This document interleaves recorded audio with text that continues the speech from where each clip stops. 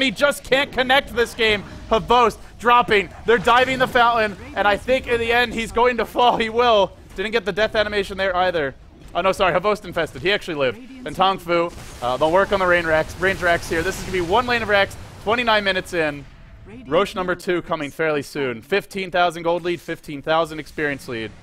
Tough game for Na'Vi. Very, very tough game. And Na'Vi, Dendi again. We've talked a lot about Na'Vi, but I do want to say I love these item pickups on Tongfu. Like, the Scythe of Isomu was just brilliant this game. That's great. I mean, Magnus with no BKB, and they were a bit lacking on teamfight. This gives them a lot more lockdown. Yes, I thought he was going for Lincoln, something that you see normally in Weaver, and something that I personally dislike. Unless you have a very, very particular reason, like a Doom being there to go Lincoln. Yeah, maybe a Storm Spirit. Yeah, exactly. Something that you need to get away instantly and can pop out of nowhere. Just having a Lincoln for the sake of having a Lincoln is something that is not the best thing on a Weaver. I mean, compared to when you can get damage items.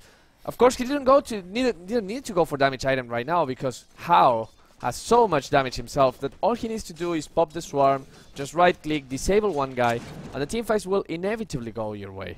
So now they're going for the tier 2 bottom, and I think they can get it really easily. Oh boy. And probably go top of Raxis as well. That's definitely a Heart of Tarrasque on Hao. And the more they tank up, the harder it is for an RP to change the game.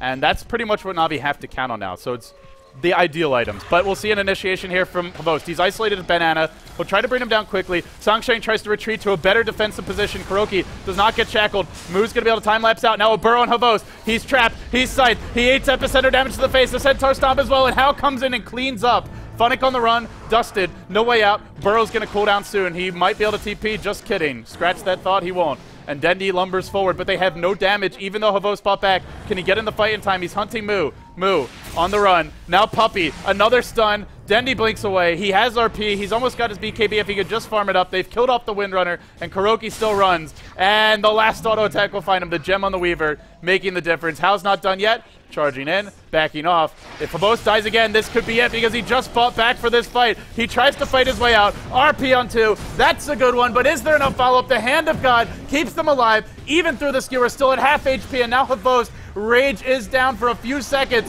Must run, can't run, down he goes. That's going to be 5. Dendi tries to escape, maybe can blink. The swarm's there. GG Na'Vi, they had an epic, an odyssey, if you will, in game 1. 60 minutes in, they took it slightly over that mark. In 31 minutes, Tongfu marched to a comfortable game 2 victory.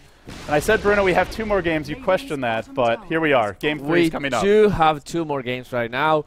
Tongfu, convincing win. I think the lanes were very, very well done. I remember saying that the Sun King Alchemist was a weak thing that Na'Vi failed to take advantage of. They didn't contest it at all. They didn't contest it. And yeah, I mean, you can say that Lifestealer was getting pretty much the same farm with Windrunner contesting them. But, I mean, that doesn't matter because it's a Lifestealer against an Alchemist, and Alchemist will win the farm race every single time.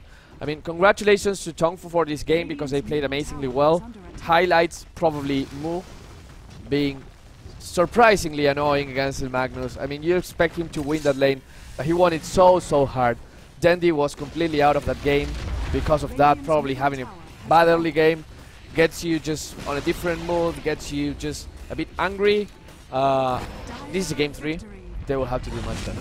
Yeah, he missed that first RP, and that just kind of set the tone for the game. And hard game to get an RP off, especially in the mid game. There's just so much mobility from Tongfu. Sandkin at a Blink Dagger, didn't have to be in the fights. Chen just sends his creeps in. Weaver, obviously elusive with Sakuchi. Great item pickups from Tongfu, and I like the Heart of Tarrasque and Alchemist. Game was probably over at that point, but just getting an early 4-staff of Windrunner for the kiting purposes. And I think the big one, again, was that early Scythe of Ice on the Weaver. Yes. As well as the fact that they put Weaver mid.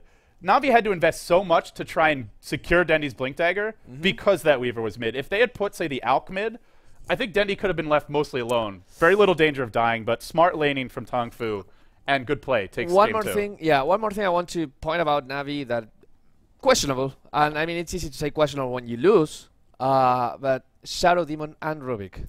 It's two very defensive supports. Every time I've cast that combo, they've lost. Now, I don't know if that's just me and anecdotal experience or if the stats back it up. I would actually be curious to hear the stats on that. We'll hear them very soon. Maybe K-Pop Toast as well. Yeah, he will. He's covering for me. Yeah. I really shout out to that guy. I mean, I started following him. He started doing things with you, and he's great. Yeah, he's been doing great work for Shiva even before this. But we've analyzed it a lot. Let's throw it over to Merlini and Lumi. Your thoughts? Excellent game by Tongfu there. I thought that Na'Vi would have played better considering it was a very traditional pre-6.78 lineup. They've had a lot of practice with that sort of thing, but I mean, Tongfu just played ridiculously well that game. Yeah, over the courses of both these games, what was apparent is, to me, Tongfu played better games both time. Game 2, you did not have Superman Dandy coming and rescuing them from behind. The Age of Steel in Game 1 was the momentum changer. Here, we didn't see to have that. Of course, had a tough game, and to be fair to Dandy, he had a tough lineup to drop RP again. Acid Cloud is one of the most annoying spells to fight against if you're a Blink Dagger hero. Yep. We talked about the Swarm, Sakuchi. From every angle, he just could not land an RP. There were some questionable RPs, but sometimes you just have a bad day, you know? Right. Even without that, I feel like they had somewhat of a similar problem to the game before, where Tongfu didn't have enough damage. They had a lot of single target damage, but not a lot of AoE damage. And when you pick a Magnus, you really want to be able to cleave people down, especially with the Empower no longer working on the Raged Snakes. What do they have really to follow it up? They had like a Telekinesis stun, no damage. They have Shadow Demon, Shadow Poison, minimal damage. Nakes, all single target except for Infest, minor damage. Like, what do they really expect to follow up? And Kuroki, I mean, I think he played well. He stole Shikushi, but I mean, Windrunner, King J. They need to put that on this player card right there. Yeah, his Windrunner is out of this world. Clockwork Game 1, not so much. Yeah. Barada Black in Game 2, there were some like 4-staff Shackle shots. Trigonometry be damned, says Bruno, because those Shackles were hitting in multiple angles. And, you know, sometimes they land. So, to me, again, I want to point out that I think Tongfu is the better team. They play the lanes a lot better than Na'Vi in both games. Their weak lane of Alchemist Sand King, and of course with the Chen and jungle, wasn't really exploited. Perhaps that was a mistake strategically from Na'Vi, but they got to step it up.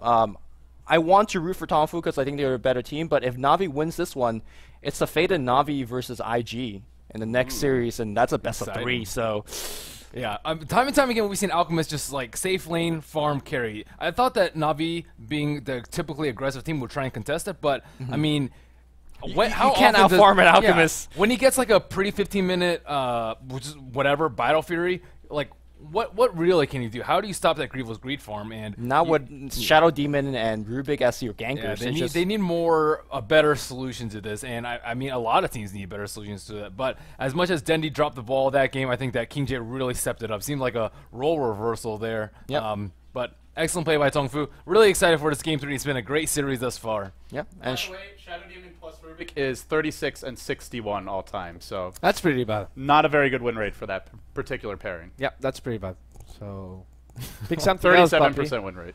Yeah, I mean compared to just, it's hard to say if you more like what's the expected for any dual dual support combo. Take 2, yeah. Dual support combo, thank you. I mean, what do you expect? Is it 50%? And no, surprisingly, most of the traditional dual support, like Shadow Demon Jakiro or, I don't know, Bane. Lina Sand King. Yeah, Lina Sand King. They're actually normally much higher than 50. They're really? Between 55 and 60%. And that's why they work. I mean, that's why you pick them, is because they're more effective than just random 2 supports popping out of nowhere. They're meant to be together. They're meant to be together. Just like you and me, right?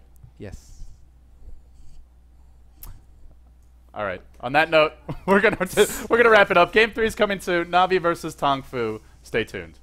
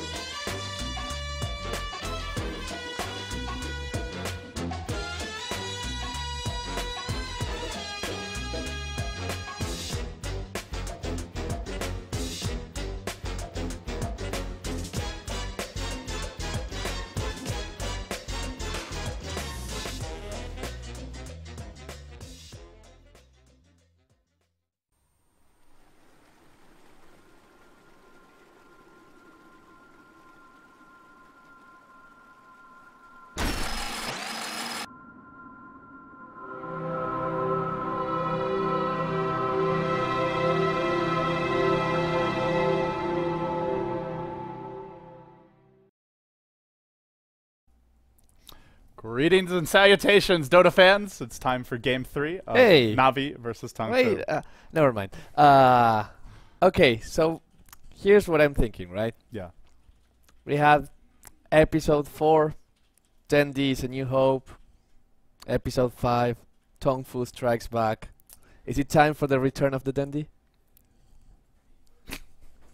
I don't know. We'll wait and find out. Well, wait and find out, but By the way, there's a new trilogy coming out, so that will be episodes yet to be told in the future. that will be next matches. Whether if it's in the losers bracket or the winners bracket, we'll have to see after this game. But I said Navi 2-1. You said Navi 2-1 as well? I said Tongfu 2-1. Tongfu 2-1. So we're rivals now. Navi have definitely, if it's the hearts and minds of the fans, then they've won those. They won them a long time ago, but they definitely have the edge there. But Game 3 going into it, I think if Tongfu has the right draft and just play a little bit safer, they should be able to take it. Navi, they were a bit reliant on the huge plays. I'm looking at the screen right now. Oh, and no. Well, this draft, maybe not. We'll see, Bruno. But they've done it. They've given away the Wisp to a Western team, to Navi. to Funnick. Funnick doesn't play the Wisp for them. Usually it's Puppy. Not anymore? Oh, yeah. I remember Funnick playing the Wisp back in Empire. Oh, for Empire, he's he was incredible. like the best Wisp.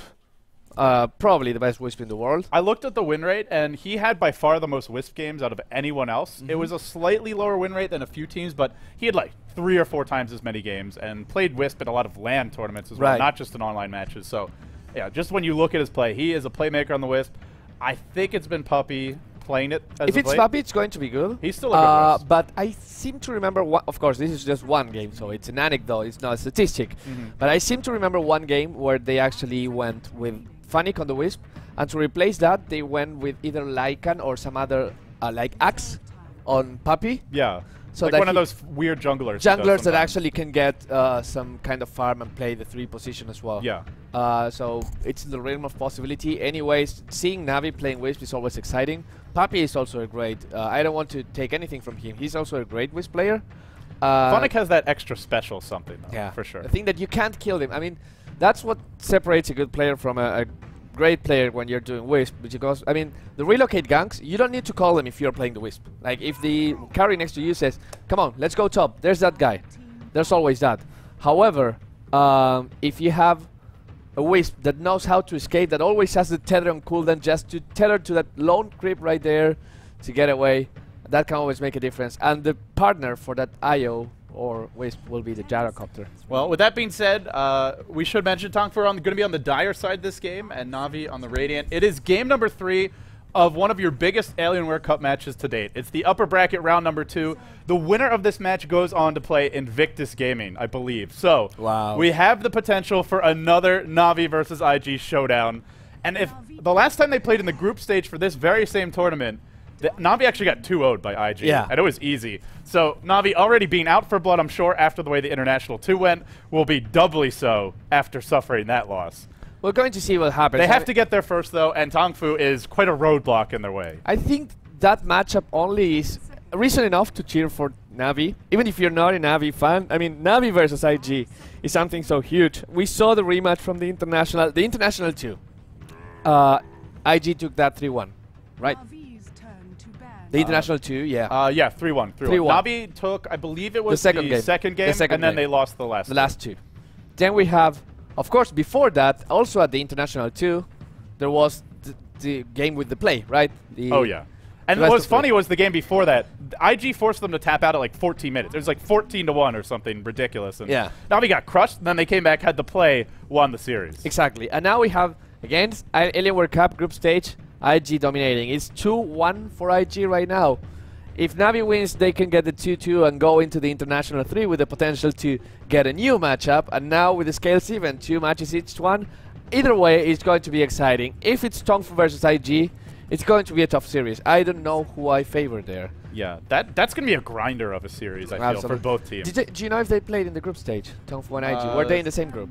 Tongfu, IG was in Group B, and I believe Tongfu was there as well. I think Tongfu beat IG, but it's been a while. We can look up the group results Yeah, we'll later. check later, but it's going to be interesting. But for now, let's talk more about the draft. For Tongfu, Yes. they've gotten a lot of chains done here. The Nyx Assassin, great burst damage, a tougher hero to relocate on because of Spike Carapace. Yes. If you go on him, he gets the Carapace off.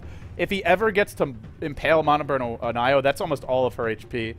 Na'Vi have gone rather weak in terms of the early game pressure. Chen, Gyro, Io, heroes who want to farm and get levels. Tongfu also, their support, heroes that want to hit level 6. Dragonite, not the most active solo mid. So I feel like this early to mid game is going to be incredibly passive from both teams. The only X factor would be maybe a smoke gank, but Chen doesn't really have the best partner for that. You know, okay, so who's Navi's Wisp player? I mentioned Puppy. You mentioned who is Chen's Navi's Chen player? Puppy. Aha. Could still be a Kuroki Wisp. Could still be a Kuroki Wisp. Could still be a Kuroki Puppy. I also want to Kuroki mention this is Chen. like one game that I ever cast with it happening, but Dendi has run a solo mid Wisp I'm not before. trying to prove you wrong. I just want to draw the attention. No, but there is one other possibility, which is a Dendi solo mid Wisp. He has done this before. I remember that as well. It was not in the Alienware Cup. It was not against Tongfu. It was against this much weaker team, but still, it could happen. Hey, I mean... I don't think Tongfu's even considering that possibility. By the way, they have not seen that game. I'm 99.9% sure. Mid Wisp is... It's weird. Weird, but against a Dragonite mid? He's not going to stop you from getting level 6. No, exactly. I mean, that's all you need as Wisp. You don't even need particularly much farm at all. So, it's always possible. I don't think so, though. When you have Funnick already, and as well as Puppy and Krogi, very suitable Wisp players. I can imagine Dendi saying, but Puppy, I want to play Wisp. I want to play Dendi Wisp. probably wants to play Pudge. Probably he wants to play Windrunner as well. Yeah. Windrunner could be his hero, probably will be his hero. Of course, they have the Gyro for Havost. And on Tongfu's side, well, they've got that King J Clockwork. Struggled quite a bit in Game 1, but still had his moments with some decent hook shots. The cogs were very annoying for Havost in a few of those engagements as well. I like their lineup because it's a very strong 5-man lineup, and that's really what you want against a Wisp. So right now, I'd say Tongfu. I don't like giving away a Wisp, but this is the kind of lineup you want to deal with it. Yeah, have you ever seen this, there's new compendium matchmaking thing where you're playing a match that has already passed? I think that this kind of lineup, without seeing the last hero, is one that, if you play pubs a lot, Tongfu's lineup would win a lot. Not because necessarily they're the stronger, although they're pretty strong. It's easier to execute. It's super easy to execute. You have stuns on all the heroes there. You have a very clear initiator. You have Nyx Assassin that can also act as an initiator. You have good ganking. You have 5-man potential. Navi, you have the Chen, you have the IO. Harder to execute. Higher rewards as well. Yeah. If they can do things right, if they can make things happen with those heroes, because they clearly have the skill level to make it happen, it's going to be a very flashy game. It absolutely could be. My one concern for them is they don't have a great hero to start the fights outside of a Wisp relocate, and the partners for that Wisp are a bit awkward right now. Gyro, you can run people down, but you don't like instantly stun them or lock them down. And Tongfu have great counter initiation. You don't want to take 5 seconds to kill these heroes. You want to kill them in 2 or 3. Yeah. Else the Clockwork Hook comes in, the Nyx walks in and impales you, and Tongfu will go for one of the hardest to gank heroes in the game, the Morphling. The water creature is back, and this is actually feeling like a very smart pick to me. It is. I mean, you can't kill that Morphling with a relocate. He just waveforms away, pops a replicate if needs to, just starts running one way. If you follow him, he just pops into the replicate, TPs away. Such an elusive hero, made of water, of course. And you also look at Na'Vi, almost no lockdown. So the more I look at this pick, the more I like it a lot for Tongfu. And for Na'Vi, there's a lot of pressure now for Puppy to make some early ganks happen with his Chen, or at least farm a really fast mech, do something to have a big contribution to the early to mid game, and B, for this Gyrocopter to get godly fat, because how else do they take a team fight? It's going to be tough. I mean, Morphling is a great hero late game. His weakness is that early game, he's not weak because he has a nuke, he has a mobility, a skill, but he lacks the mana, and he definitely needs something to happen. If he starts morphing, he will run out of mana immediately, and with that lineup, you can't actually make things happen in the early game. I mean, you can't punish the Morphling. They really need a hero that just like sets the tempo for the game. And who is it going to be? Mag got banned, Puck got banned, really smart bans from Tongfu. I mentioned the Dendi Wisp, but I don't really think he's going to be playing it here. He could play a Windrunner. Yeah, I guess.